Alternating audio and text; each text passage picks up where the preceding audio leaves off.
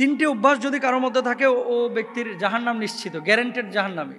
তিনটা অভ্যাস যদি কোনো মানুষের মধ্যে থাকে ও ব্যক্তির জাহান্নাম গ্যারেন্টেড, ও জাহান্নামে যাবে কনফার্ম, এক বিনা হিসাবে জাহান্নাম, জান্নাতে না। আল্লাহ রাসূল সাল্লাল্লাহু আলাইহি ওয়াসাল্লাম বলেছেন, দেখেন আল্লাহ তাআলা কিন্তু কোনো মানুষকে জাহান্নামে পোড়ানোর জন্য বানান নাই। আল্লাহ বানিয়েছেন মানুষকে বড় মায়া করে, দয়া করে, রহম করে, মানুষ যাতে করে সুপথে ফিরে আসে, আল্লাহকে ডাকে, আল্লাহকে স্মরণ করে এবং আল্লাহর জান্নাতে যায়। কোনো মানুষকে আল্লাহ তাআলা ইচ্ছাকৃতভাবে জাহান্নামে জ্বালাবেন না, এটা আল্লাহ তাআলার বৈশিষ্ট্য না। আল্লাহ সুবহানাহু ওয়া তাআলার সিফাতের মধ্যেও এটা পড়ে না। আল্লাহ গাফফার, আল্লাহ রহমান, আল্লাহ রহিম। কিন্তু এমন কিছু কাজ আছে যে কাজগুলোকে আল্লাহ অত্যন্ত অপছন্দ করেন, নবী অপছন্দ করেন, কিন্তু এই কাজগুলো মানুষ অহরহ করছে। এই কাজগুলো করার কারণে মানুষ নিজের আশ্রয়স্থলটাকে জাহান্নামে বানিয়ে নিচ্ছে। তারা কারা? এক নম্বর, রাসূল আকরাম সাল্লাল্লাহু আলাইহি ওয়াসাল্লাম বলেছেন, মুদমিনুল খামর, যে মানুষটা নিয়মিত মদ পান করে, বছরে একবার পান করলো সে কবিরা গুনাহ করেছে। কিন্তু যে দিন রাত 24 ঘন্টা মদের সাথে সম্পৃক্ত রাখে, মদ ছাড়া তার চলে না, মদ না খাইলে শরীর কনকন করে, মদ না খাইলে মাথা ব্যথা করে, মদ না খাইলে মাথা জ্যাম হয়ে যায়, মদ না খাইলে বউকে ভালো লাগে না, মদ না খাইলে ঘুম আসে না, মদ না খাইলে চলাফেরায় সমস্যা, এরকম কিছু মানুষ আছে। কিন্তু যদি এরকম কোনো মানুষ থাকে এই জমিনের মধ্যে যে যার চলাফেরা, উঠা বসা সব কিছুই মদের সাথে সম্পৃক্ত, এ মানুষটা জাহান্নামী, জাহান্নামকে তার আশ্রয়স্থল বানিয়ে নিয়েছে। রাসূল আকরাম সাল্লাল্লাহু আলাইহি ওয়াসাল্লাম বলছেন, মদ পানকারী ব্যক্তির 40 দিনের নামাজ কবুল হয় না। সে তওবা করলে তবে আল্লাহ তাআলা তার তওবা কবুল করেন। যদি সে আবার মদ পান করে তাহলে আল্লাহ তাআলা তার 40 দিনের আবার নামাজ কবুল করেন না।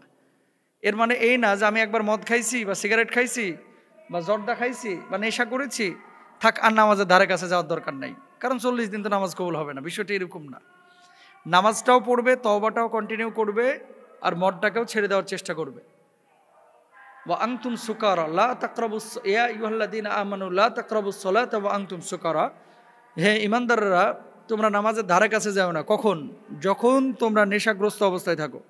এটা কিন্তু স্পষ্টভাবে আল্লাহ সুবহানাহু ওয়া তাআলা পবিত্র কোরআনুল কারীমে বলেছেন এবং রাসূল আকরাম সাল্লাল্লাহু আলাইহি ওয়াসাল্লাম স্পষ্টভাবে আমাদেরকে জানিয়েছেন যে মদ পান এটা মুসলমানদের জন্য সম্পূর্ণরূপে হারাম।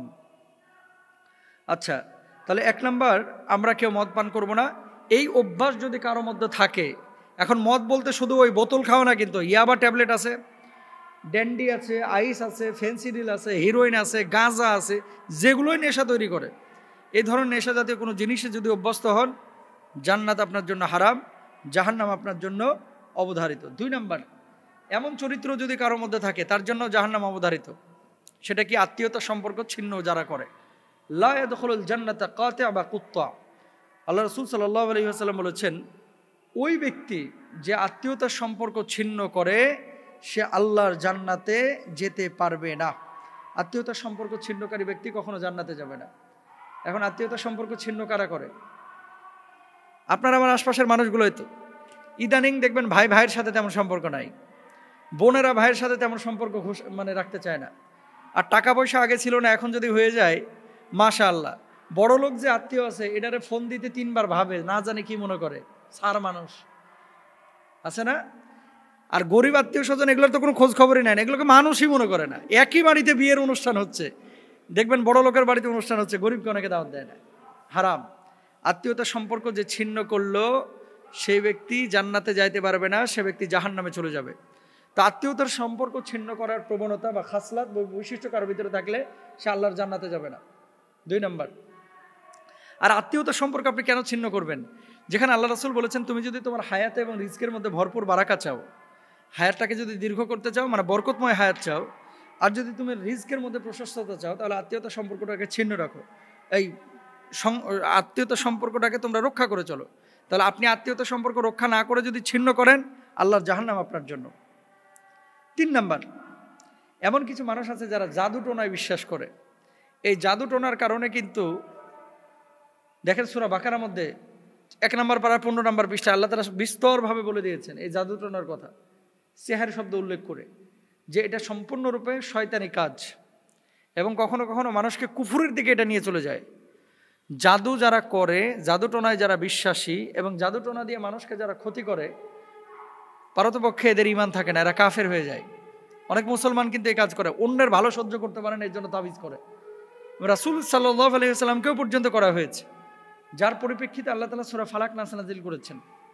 তো জাদুটোনায় জড়ানো যাবে না, জাদুটোনায় বিশ্বাস করা যাবে না, জাদুটোনা যারা করে তাদের ধারে কাছে যাওয়া যাবে না, আরেকজনের কাছে তদবির নিয়ে এসে আরেকজনের ক্ষতি করা যাবে না। যদি এরকম কেউ করে, সম্পূর্ণরূপে কুফরি কাজ করে এবং তার ঈমান থাকবে না। তাহলে স্থায়ীভাবে যেই তিনটা অভ্যাস মানুষকে জাহান্নামের দিকে নিয়ে যায়, আমরা পাইলাম কি? 1 নম্বর হচ্ছে মদপান, 2 নম্বর হচ্ছে আত্মীয়তার সম্পর্ক ছিন্ন, 3 নম্বর হচ্ছে জান্নাতে এই জাদুটোনায় যারা আসক্ত। রাসূল আকরাম সাল্লাল্লাহু আলাইহি ওয়াসাল্লাম সাহাবীদেরকে বললেন, ও সাহাবীরা, আমার উম্মতের মধ্যে 70,000 উম্মত রয়েছে যারা বিনা হিসাবে আল্লাহর জান্নাতে যাবে। সাহাবীরা বললেন, ইয়া রাসূলুল্লাহ, 70,000 মানুষ বিনা হিসাবে জান্নাতে যাবে? এই কথা বলে নবীজি ঘরে চলে গেছে, আর বলেন নাই যে কারা। কতক্ষণ পরে সাহাবীরা আলোচনা শুরু করেছে গোল গোল হয়ে, যে আচ্ছা এরা কারা? কে বলছে সাহাবীরা, কে বলছে শহীদরা, কে বলছে নবী আম্বি আলাইহিস সালাম। কতক্ষণ পর আল্লাহ নবী বের হয়েছে, বলছে এই কি নিয়ে তোমরা এত আলোচনা করছো? সাহাবীরা বললেন, ইয়া রাসূলুল্লাহ, আপনি যে বললেন যে 70,000 মানুষ বিনা হিসাবে জান্নাতে যাবে, এরা কারা? আমরা তো এটা নিয়ে কনফিউশনে পড়ে গেছি। আল্লাহ নবী বললেন, লা ইয়াস্তারকুনা ওয়ালা ইয়াত্তাইয়ারুনা ওয়ালা ইয়াত্তাউনা ওয়ালা রাব্বিহিম ইয়াতাওয়াক্কালুন। যারা দাগ কেটে চিকিৎসা গ্রহণ করে না, গালগুল কাইটা, হাত পা কাইটা, তারপরে আগুনের শেক টেক দিয়ে এমনভাবে স্পট ফেলে, এই ধরনের কোনো চিকিৎসা যারা গ্রহণ করে না, ওই ঝাড়ফুঁক আর কি, অবৈধ ঝাড়ফুঁক যেগুলা, অশুভ লক্ষণ যারা বিশ্বাস করে না, অলক্ষণী কুলক্ষণী বলতে কোনো কিছু পৃথিবীতে নাই, সব কিছুই ভালো। তবে হ্যাঁ, কখনো কখনো মানুষ আপনার ক্ষতি করতে চায়। এই জন্য আল্লাহ রাসূল সাল্লাল্লাহু আলাইহি ওয়াসাল্লাম আয়াতুল কুরসির আমল শিখিয়েছেন, সূরা ফালাক নাসের আমল শিখিয়েছেন। অশুভ লক্ষণ বিশ্বাস করা যাবে না। বিড়াল দৌড় মারছে, কাক বাড়ির ওপরে ডাক দিয়েছে, এই জন্য খারাপ কিছু আসবে, বিশ্বাস করা যাবে না।